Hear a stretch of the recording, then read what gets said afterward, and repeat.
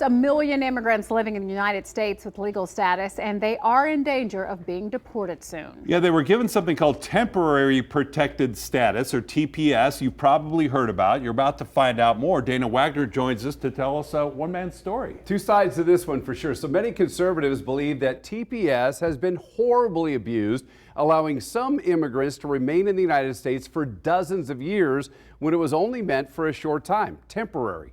On the other side, you have immigrants who say TPS potentially saved their lives, including one Las Vegas man.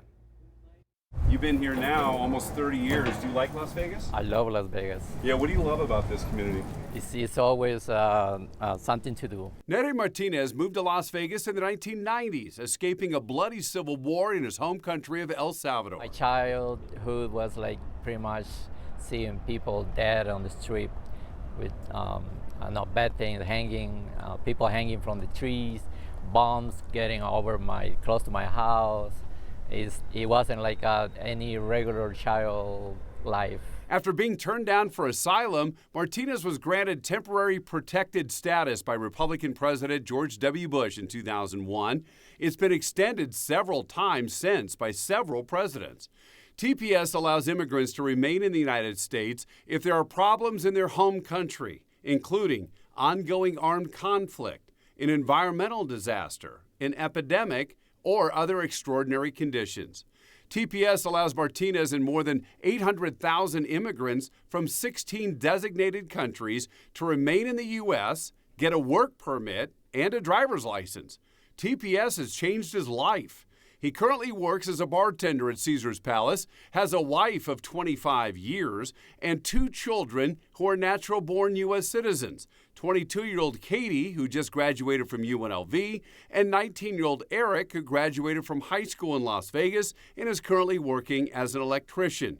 Martinez owns a home, pays his taxes, pays into Social Security and Medicare, even though he won't ever see those benefits. He's never been in trouble with the law, but his family could be split up in the near future. The Trump administration wants to roll back TPS, saying it's been wildly misused. I think that's a category of people that are probably going to be shown the door. A lot of them. Because you don't think that they need to be protected? Well, I think there's some that do, but it's been abused. The host of What's Right, Sam Berjovsky, says TPS should be terminated for certain countries. President Trump attempted to end TPS designations for several countries in his first term, including El Salvador. And the Biden administration used it to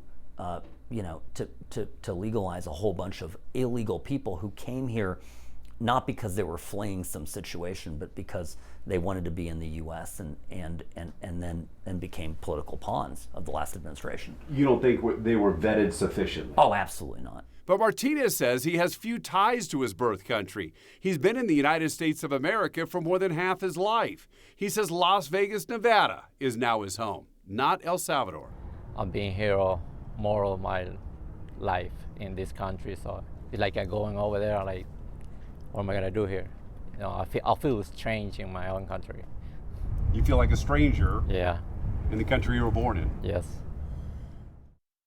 TPS was extended by the Biden administration for people from El Salvador until next September. The Trump administration could decide to terminate those protections at any moment, but that would most likely be appealed to a federal court. So the future of Martinez, his wife, his 2 children, hang in the balance of what is decided in Washington, D.C. Yeah, and he was talking about how he feels like a stranger. Well, imagine that child that's in high school. Right. That grew up Only here. known here. Only knows it here. And it's such a tough judgment call on what was someone's motivation for coming to this country years ago. Yeah, exactly. And see, you heard from him there that he grew up in a war-torn country. Right. He would see people dead in the streets Right. of his home country of El Salvador. He was just trying to get out of that situation. But he says if he is deported, he and his wife, both under this TPS protection, they would go back to El Salvador. Their 2 children would stay in Vegas. That was going to be my next question. What would happen to the family? And they're both, the children are American citizens, but a lot of people out there believe that these TPS people who are doing everything right, we should find a path to citizenship for those people. So what happens? We'll find out. Yeah, we'll all find out. Well, thank you so much. Thank you, Dana. Yeah, very complicated. Well, President Donald Trump signed 3 executive orders yesterday aimed at undocumented immigrants. And the first one directs Attorney General Pam Bondi and Homeland Security Secretary Kristi Noem to publish a list of so-called sanctuary cities. So these are jurisdictions that refuse to hold migrants in jail beyond their release dates to give federal officials more time to detain the individuals.